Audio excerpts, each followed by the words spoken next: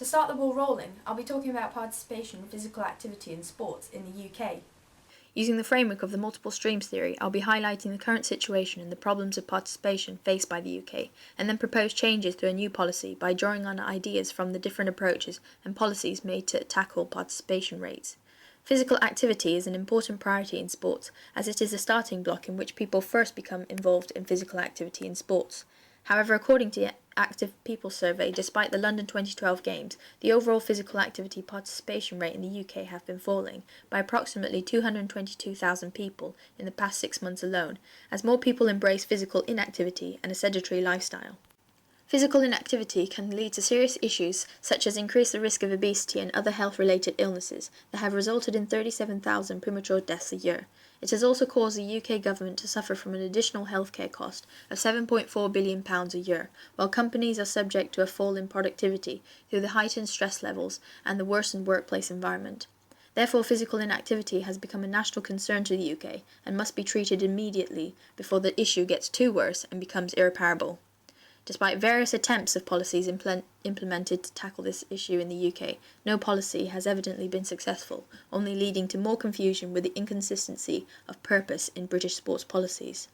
Now physical activity rates in the UK have become much worse than most other countries, as we see valuable resources and investments simply go to waste. Therefore, we are calling to revise the current sports policies in the UK and propose changes through our new policy. This was developed through reviewing the different approaches to tackle participation rate in the UK to ensure that the recommended minimum level of 150 minutes a week of moderate activity set by the government are reached by a larger majority.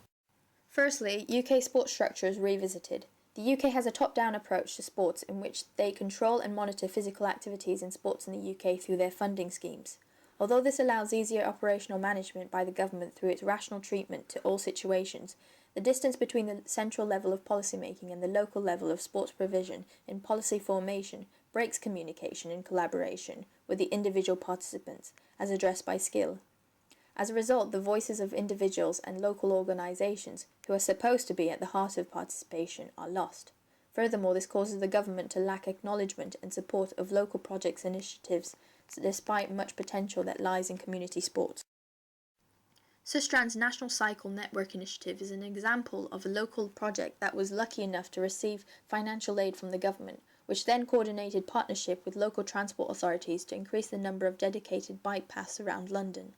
Through the introduction of congestion charges for motor vehicles by the government, an increase of 123% of people entering London by bicycle was seen between 2001 and 2009. Therefore, more of such local organisations need to be identified and supported better. On an international level, Denmark is currently regarded amongst the highest participation rates in Europe, as they successfully implemented a sports policy since agreeing upon the European Council's Sports for All Charter in 1975. The Danish sports policy focused on minimising governmental control to enhance their nation's participation rate through the emphasis on the needs of local clubs and authorities. Furthermore, they delegated the civil societies, who have a better insight into the current situation on participation and were able to have their participants' voices heard by providing physical activities that the participants wanted to take part in. This evidently resulted in nearly 70% of the Danish population to be physically active today. Therefore, this suggests that the UK's current structure is one of the fundamental causes of the problem of fall in participation rates. Secondly, age is another key component that was considered. Physical inactivity is found across the whole age range, and a lender points out that various social, economic and environmental factors can affect people's physical activity needs and levels across their lifetime. Therefore, people will have different requirements of the type, level and way of participating in physical activity in sports, depending on their age group. As you can see, the plunge in participation rate has been seen across all demographic groups, with considerable inequalities that exist between different groups in sports. However, amongst these, the biggest disparity is argued to exist between age groups, as seen from the disturbing graph. Moreover, regardless of the obvious fact that the UK's population structure is heading for an ageing population, with estimates that almost half of our population will be over the age of 50 by 2020, most current policies in the UK seem to write out the elderly people, as they mainly focus on the young. Therefore, this issue is arguably another cause of the fall in participation rates. To counter this trend, there has been some evidence of local organisations trying to also address the elderly people, like the Macmillan Cancer Support.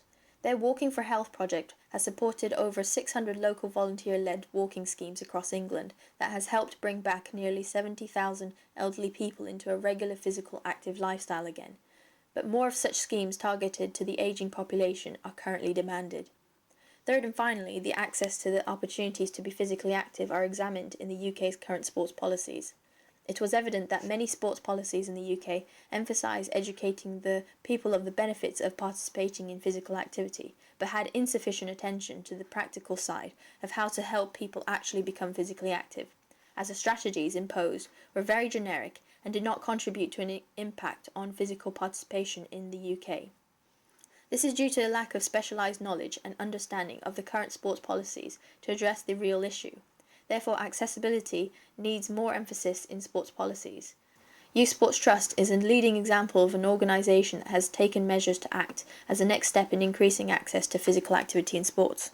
Throughout the year, the Youth Sports Trust hold 3 different camps, ranging from National Talent Camp, where you've got national standard athletes, coaches and officials, through to Girls Active camps and Step into Sport, which have focused on the grassroots, getting people involved, people who are not involved in sport at the moment, disengaged, but using this as a focal point to get them on board and change their views.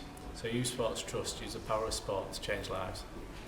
Therefore, through the multiple streams of participation in physical activity, changes are proposed through implementing our new policy.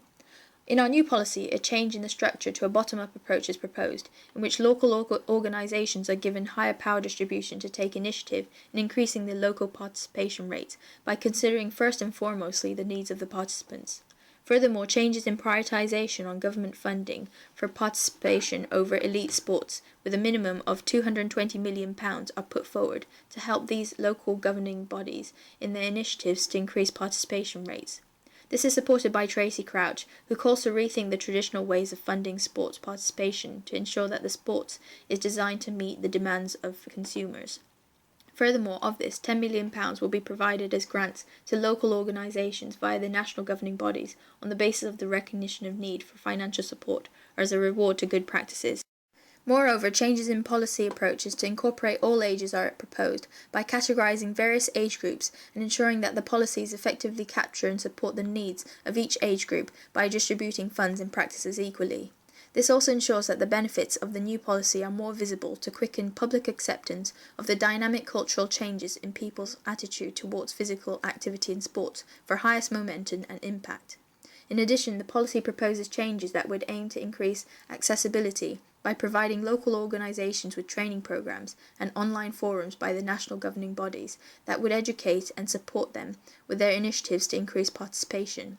Also, Salomon's concept of collective action is utilised as partnerships between local organisations and effectively using new technology to share information and increase communication online is encouraged, as a way for improving access to a diverse range of rooted physical activity to take part in regularly. Therefore, the proposed changes made to increase access to physical activity for all age groups and enhancing local initiatives by changing the current structural approach can ensure that all people in the UK are addressed and are actively engaged in having the access to physical activities to increase participation in physical activity in sports in the UK.